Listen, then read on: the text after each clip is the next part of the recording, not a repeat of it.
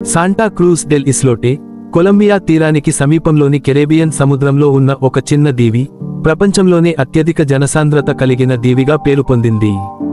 ఇది కేవలం 0.012 చదరపు కిలోమీటర్ల, సుమారు 2 ఎకరాలు విస్తీర్ణంలో ఉండి కూడా 1200 మందికి పైగా నివసిస్తున్నారు.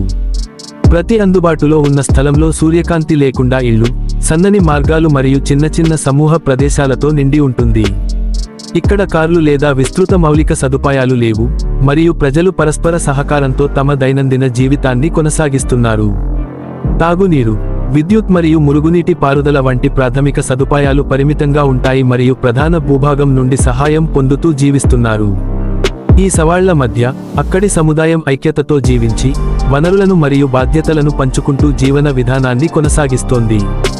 ఈ దీవి యొక్క ప్రత్యేకమైన జనసాంఖ్యిక మరియు భౌగోళిక లక్షణాలు, పరిమిత వనరులతో జీవించగల మనుషుల అనుకూలతకు అద్భుతమైన ఉదాహరణగా నిలుస్తున్నాయి. Thanks for watching. Have a good day friends.